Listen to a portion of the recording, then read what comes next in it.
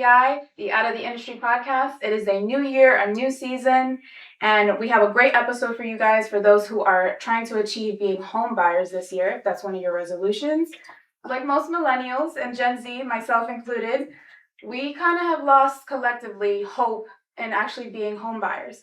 But today we have these great guests, real estate agent, experts that are going to tell us it is possible. And we have Nathan Connor and Viviana Gillis are going to be telling us how to achieve that. So happy New Year, guys. Welcome to the pod. Happy New Year too. I'm really excited. Amazing things coming this year. I'm an optimistic by nature. So my name is Viviana Gillis. I've been doing this since 2010 and I'm super excited today because we're going to show you that anything is possible if you put your mind into it. And this is my amazing partner, Nathan. Hi guys, so I'm super excited to be here. Thank you, Celia, for inviting me today to share this information with you guys. So, former restaurant professional, like we were talking about, and also now turned loan officer, also successfully helped a bunch of restaurant professionals as well get their first home. So, super excited to share how we've made that happen in the past for other families. That's awesome. We're definitely going to have that in our audience, people who work in the hospitality industry or in the biz. Make most of their income in cash tips. And we want to jump into what are the first steps for those people in this industry to start working towards being homeowners? Well, the first step is always, there are 5 steps to purchase a property, purchase an investment, purchase real estate, right? And the first one is to get pre-qualified, understand where the money is coming from, and understand your numbers and how that's going to happen. That's why Nathan is here with us. The second is inspection. Then you have appraisal. Then you have the closing. So it's really easy when you just put it together. But behind the scenes, you have to know what you're doing and you have to understand what the process is. And one of my passions is to educate people. So if you're an educated consumer, you know what you're doing and you are understanding the steps, and then you can actually feel comfortable with the process. I think that's a big thing that a lot of us almost avoid is trying to understand the lingo of real estate and what FHA loans mean. Like for me, that's Chinese. I don't know what that means. So we want to break stuff like that down to make it easier for us to understand where it's just like, okay, these are steps that are completely attainable and you can be a home buyer no matter what you think like your financial, state is in. And that's important because you don't want to disqualify yourself. That's why Nathan is here, because we need him first. That's the first step. We need him first to tell us, yes, this can be possible. And I really appreciate that you're here because without you, I wouldn't be able to do my job. Yes. So like she said, she very eloquently described the home purchasing process, but, the pre-qualification process is really where we dig in. And kind of, we do see that a lot where you have clients who will disqualify themselves from the get-go and they're actually in a qualification. Might not be the one that they were dreaming of for their dream home, but most of the time as your first time home buyer, you're not going to be buying your dream home. It's going to be a step into your first home, into that, and one step closer into that dream home. So the first step is and that pause, that overwhelming anxiety of not wanting to take this education on, or because the information's out there, but sometimes you don't know where to look either. Right. So it's almost like perfection paralysis. You're like, all right, I got to get my credit perfect. I got to get this perfect. And a lot of the times it's not, so it's that first initial conversation and trusting getting a team together of real estate professionals that you trust, whether that's, you get connected first with the realtor or with the lender, but do it with someone, get recommendations from friends that you worked with in the past. If you don't have one, obviously you can reach out to Vivi and I, but you need to get with someone that's going to communicate to you, that has a specialization as a first-time home buyer, that's going to understand and remember how nervous it was for them when they first bought their home and how many questions that they had unanswered. So for me, I have bought my home before 2020, but I do still remember closing and being like, how did I just get this? Yeah. It was like a dream, a fever dream or something. It's like, did this just really happen? Yeah. Well, now what? And then on top of that, what am I responsible for? Those first 2 years, I always thought, I was like, oh my God, I'm going to lose the house, but it's that education that once I realized that, I was like, all right, this is stuff that, we've got to get a way to get it out to people and stuff like that. And like Vivi said, it's that initial call to have that conversation with one of the real estate professionals, because each scenario is unique. As tip professionals, there's a wide variety of tips that we can give you as far as what to do with your income. But the first step is what I always tell clients. I can only help you get to where you're going by understanding where you're at right now. Right. So you have to be just completely open, transparent on where you are financially, your credit score. With the credit score, I think that's a big obstacle a lot of people have to overcome in order to even get considered for anything. And I think that's what takes the longest to either rebuild, repair, or everybody's situation is different. As a loan officer, do you work with any credit repair like companies or anything like that can help clients? So yeah, as loan officers, for the most part, we're going to have access to software that from a very, I don't want to say like a surface level, but it is kind of surface level. We can help you repair your credit. We can build a roadmap for you and say, That's hey, cool. buy this down, remove yourself as an authorized user on this person's card. Maybe find someone that can add you as an authorized user. We can play around with the reporting and see what's going to improve your score. Now, depending on the cases, now if we've got stuff that needs to be removed, we might need to bring in a third party who specializes in doing that, whose sole task is devoted to either removing an inquiry, removing a remark, or something like that. That'll greatly improve the score. But a lot of the times while we're doing that, there's other things that need to be addressed. So it's kind of like going at it at a multifaceted approach, so that you're like, okay, we're going to do this person and you are going to do this. You're going to focus on a little bit more savings. Mhm. Maybe we're going to declare a little bit more tips. Within 6 months, we should be there. Okay. So that's what I try to do with my clients and say, hey, if you do X, Y, and Z based on what I see, maybe we're there in 3 months, 6 months. Mhm. And so having that light at the end of the tunnel for the client is really important, because it's what gives them hope. Yeah. Yeah. That is something that I wanted to ask you guys. What is like, how can a hospitality worker set themselves up for success with like how Nathan was saying about tips and savings? Do you guys have any methods or any tips for that? Well, you can find a lot of information on the internet, right? But we try to meet with the people that we are working with, because your finances are not my finances, Mhm. right?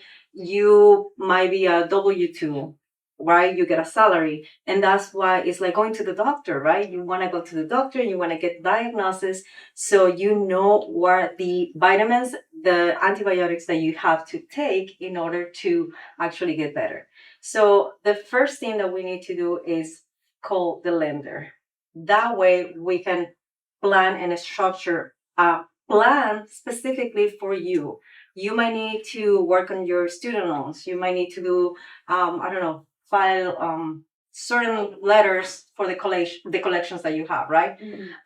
But it's important to use whatever works for you. That's why it's important to meet with us first. Now, when we're talking about tips and how to calculate that and how to help them, I want to ask Nathan that question, because he has been in the industry and he can give us those tips. Yeah, for sure. Thank you. So from experience, just knowing with what people in the industry deal with, first thing is tracking, I would say. I'm old school, so I used to just get the notes open and just write down what I was making. And that's part of just monitoring, making sure that I'm still working at a good bar that's making money and stuff like that, that I'm, I don't need to shift and stuff like that and change. But it's also being able to keep track, because younger me definitely didn't declare any of his tips, or any of his cash chips. And so when I was grinding my teeth with the guys at Anthony's Coal Fire Pizza, they would just declare the credit card tips. So that's what I got declared. So it's the bare minimum. And we see that constantly. The thing with tip money is that we need a history of that income for 1 year, because it is variable. So we need to see those fluctuations and those movements and average that over a year time. So it's really important to, one, make sure that when you're ready to take on this process, that you're with a company or with a group that you can kind of dig your feet into and really at least spend a year in the industry with them, and that they're going to be around for a year. To be honest, as we know that the restaurant industry is tough, and restaurants open and close, but it is important to make sure that you are devoted to at least digging in for a year, and to declaring as close to as possible those tips that you are going to receive. On the short come, I understand a lot of people are like, I don't want to pay the taxes on it, but it's really, I like to say you're tripping over dollars to pick up pennies in that case. That makes Yeah. sense. You know, I like it's, that. we're working here on something bigger, which is, you Mhm. know, Yeah. generational wealth and the whole blue of what comes along with owning the benefits of owning a home. So that's one thing, is keeping track of your tips, declaring your tips, and then also budgeting. You know, at least for me, working behind the bar, I was always like, okay, I just got done serving a bunch of people. I want to go grab a drink. Oh yeah, that's our biggest in the biz. You can for sure find people right after their shifts, you know, just unwinding, which is you know, it makes sense and you understand, it's understandable. But if you go out 5 times a week, you know, that all adds up. So I think that's something that you need to hunker down. You need to work towards that bigger goal and know that, like, all right, for a year, I need to be just low key and track, declare, and budget. And that's why it's a mindset. Mm-hmm. It's not even a financially, being wealthy is not about how much money you have. It's what you do with that money, because you need to make decisions towards that big goal. I'm gonna stay home. I'm not gonna spend on Starbucks. You know, I'm gonna eat at home. I'm gonna have to cook. You know, little things like that add up. And at the end of the day, you're like, oh man, I saved like $250 this month. Mm-hmm. And that's what we're here for, because I love people and my passion is to help you and educate you. So it's not about you having a property. It's about you building a future, because that property is going to get you to the next one. And then you're going to get the equity from that property to the next one. And then when you don't realize you have, oh my gosh, I have 2 properties and I'm renting this. And maybe you have a multifamily home and you are not buying a condo, right? Make money in your sleep. If I would have known what to do when I was younger, we will be somewhere else. I mean, there's so much free information out there. Yes. There's great people like you guys that are willing to give this advice and tips just with phone calls, emails, and it's, you know, it's not like you guys charge for this information. So why not take advantage of it? Correct. And it is possible. Absolutely. I don't want you, and that's my message. If you remember anything about this podcast, it's like anything is possible if you have faith.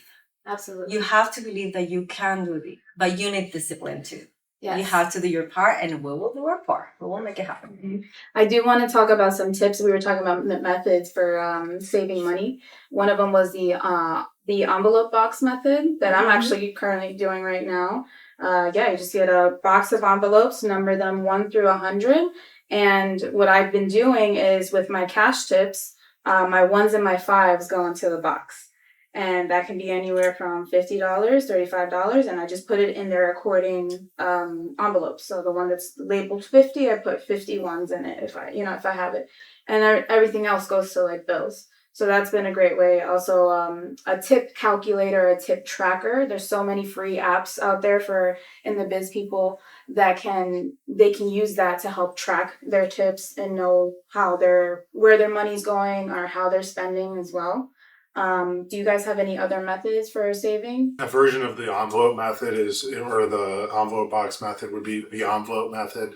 Great for people that deal with cash or tip professionals.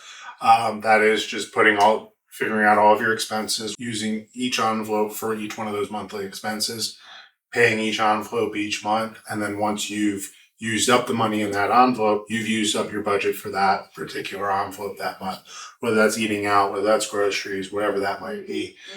That's a great way.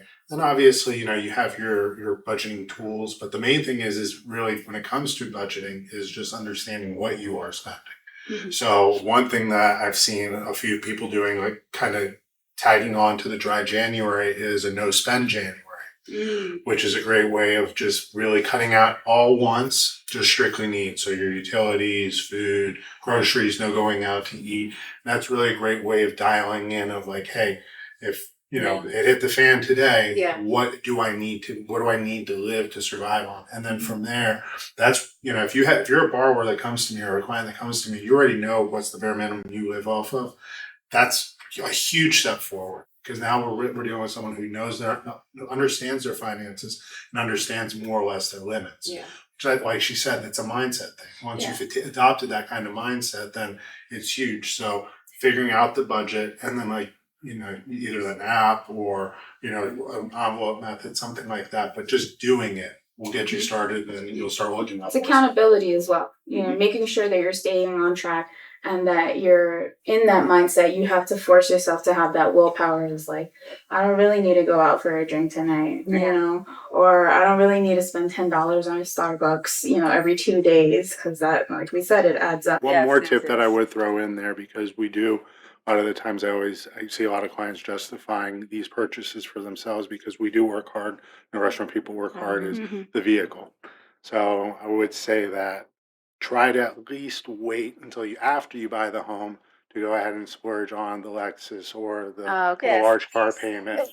No, of course. That's probably the biggest thing that we see. You mentioned Starbucks. That's huge. When we look at people's expenses eating out. Uber Eats through the industry. That's for sure. That's a huge one. That should be a slogan. Uber eats through the industry, because you get home at these crazy hours and there's only a few things open. And it's just like, I'm so tired from being on my feet all day. I'm just going to order in. I've done it, guilty of it. I'll say it for sure, But then that's why you need to plan and you need to be in that mindset to say, you know what, I'm going to cook in advance. Yeah. And I'm going to have to go and, go up to my fridge and find whatever is there because I cook. So I have food there. Yeah. I will say it's hard to come home from a long day, a long shift, being on your feet all day, and then you got to spend an extra 30 minutes cooking a meal. But that's where meal prep comes in, or some good old frozen food doesn't hurt anybody. So after a shift like that, you just need to be fed and then go to sleep, right? Yeah. All right, guys. So I'm gonna go ahead and end it on that. Do you guys have any final takes that you want to throw in there? Nathan, I know you have some really good social media tips that you have on your Instagram. Yeah, absolutely. So if you guys follow me on Instagram at NathanAndrew13, I always put, I try to post regularly and consistently just finance tips, home finance tips, home buying tips, just everything having to do with mortgage. I even throw in some cocktail recipes here and there. Oh, nice. In my bartending background. So that's something I'm taking on this year, is doing more of that. A little bit more personal with my social media. You were part of the Brass Tap group, you said, right? Yeah, so I don't know how much they're operating down here anymore. But yeah, I had the pleasure of working with them for about 5 years. We opened up a location for Lauderdale, Pembroke Pines, Naples, Boynton Beach, and then I also helped the group open up a speakeasy on the second floor of the Fort Lauderdale location called Unit B, which that was a ton of fun. Yeah, they had a great old fashioned. I remember that. Yeah, a good friend of mine did the cocktail rep menu over there, and we had a blast. And that's that's the one part of the industry, or one of the few parts of the industry that I do miss. And that's part of why I love home ownership, is because I get to do that at home now. That's part of me doing the cocktails at home is part of that. So kind of all in one. We get the bug. Once you get the bug, I was in the restaurant industry since I was 15. So. Yeah, no, I think once you're in the biz, you're always in the biz, to be quite honest. And I think that it should be something that everyone should experience, whether they can do it in high school for volunteer hours or something like that. Everyone should have some type of hospitality background. So it gives you a different perspective on people. It really does. And then Viviana, can you tell us your Instagram handle as well? Yes, of course. It's super simple. It's Vivi Gillis Homes. I'm more personal. I'm more loving. I'm more affectionate, as I explained before. So yes, I show who I am in Instagram and how I am in person. But one of the things that I also want to add is I have testimonies of real families getting out of debt, paying off credit cards and paying off debt, going through bankruptcy, doing short sales, going through foreclosure, and now they are looking for their property again, because you have to go through a process, right? And you have to learn how to handle those finances. And the only thing that I want you to know is that it is possible. And if you were there, that's okay. That's the past. Right. Now we're going to focus on what you can achieve this year. So think about that. Call us. Let's talk about it. The whole process, what you went through, what you're going to, where you're at. We will make it happen. That's very encouraging. Yeah. And we spoke about it before, that it's disheartening, with social media, and it's disheartening with social media and the news when they feed you like you're never really going to be a home buyer, everything's completely out of your budget, you have to move to a different state or a different city to even consider being a candidate for to be a homeowner. Yeah. So it's great to hear that, especially now in this time in January where people are really putting a focus on their goals for the year and what they want to achieve. Yeah, So- don't listen to the news, please. No. Like listening, being in the industry, I hear it. The news is, even when they are reporting good information, they're behind Yeah. the reporting. So please don't trust. Find a trusted real estate professional, or like you said, there's great content out there. There's a lot of people putting out. Make sure you guys follow everyone on Instagram. They have such great information on all of their social media platforms. And feel free to send them a DM. These guys are very personable. They're, humans just like you and I. They can help you for any questions that you guys have. So I do want to go ahead and switch gears, and we're going to do a rapid fire with you guys, some rapid fire questions. So this is going to be for both of you guys. What city in South Florida is the most popular to buy a home in right now? Or city? Wow. Okay. I would live by Brickell. Brickell. Yes. Okay, so city girl, huh? Yes. Okay. I love the city. I love buildings. I love the structure. I love people. I love lights. I wouldn't be able to go to the woods and just be Secluded. No. I love people. I love action. Okay. So yes, Nathan, probably what do you Brickell. think? I'm a mix of both. I grew up in South Florida in Cooper City, so I have a huge part of me is still in Cooper City. I'm a big fan of that. If you're a family, if you're raising a family, Coral Gables is absolutely beautiful. I am a huge fan of Coral Gables. But opposite of Vivi, I could definitely go secluded. Yeah. Yes, you we're want opposite. peace and quiet. Yeah, I could deal with some peace and quiet here and there, but and that's what's beautiful about Florida, because there's so much. It's so much different parts of the state where you have a few different metropolitan areas, and you have the woods, and I've been fortunate enough last year to help a lot of people throughout the state, buy in the Panhandle and stuff like that. But for me personally, Coral Gables is probably like the nicest one I've seen so far. All right. So again, for the both of you, what do you think would be the best housewarming gift for someone who just became a homeowner? After the process, wine. Wine? Yeah, after the process. For all of us. A night out for drinks? Yes, definitely. So wine, alcohol, Okay. depending on how the process went. Depends on the family. Okay. Yeah, I always try to understand what happened through the process, and I listen. I'm a really good listener. So if they're talking about their kids, or they're talking about grandma, and maybe grandma is going to be part of the family in the new house, so I try to make it very personable. Okay, Yeah, I like that. And that goes good with one of our next questions is, when doing an open house, do you provide snacks? And if so, what kind of snacks? Okay, so there's a lot of laws about that. Really? Snacks and drinks, yes. Oh, I didn't know that. But so yes, I try to provide snacks and water, no alcohol. What kind of snacks though? Simple, cookies and water. Did you ever encounter someone who just came to an open house just for the snacks?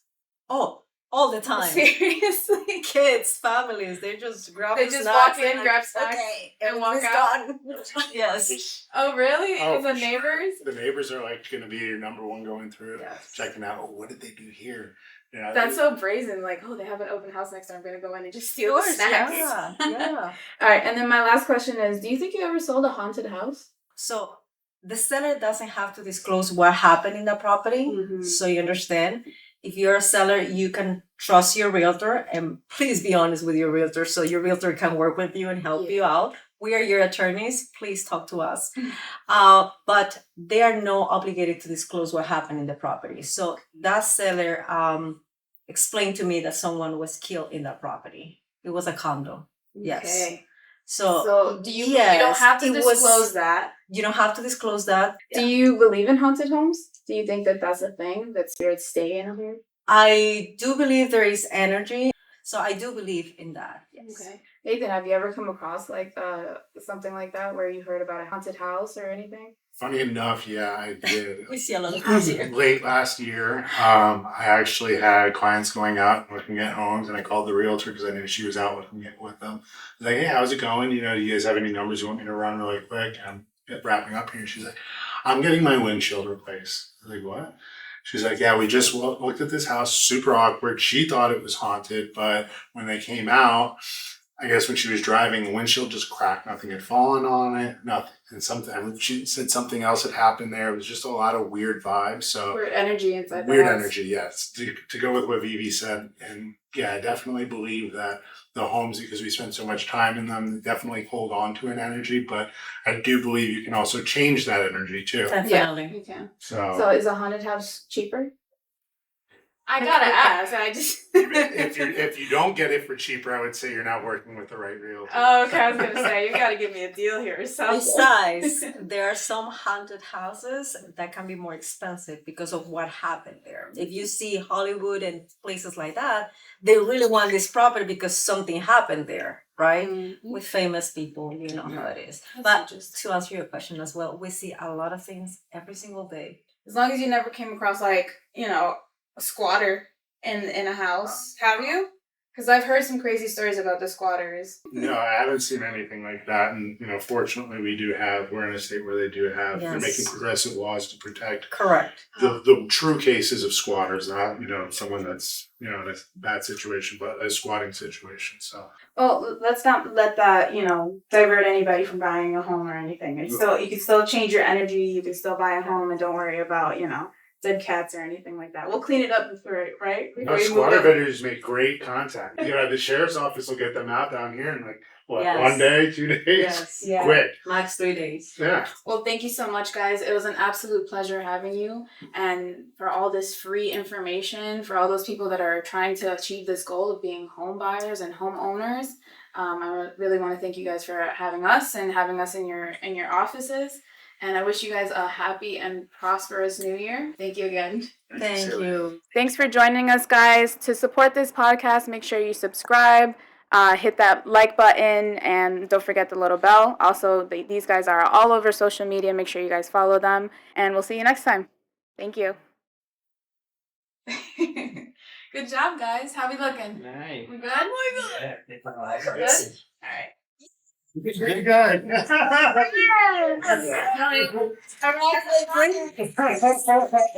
Can I breathe? Yes. Guys, you did great. That was Oh, thank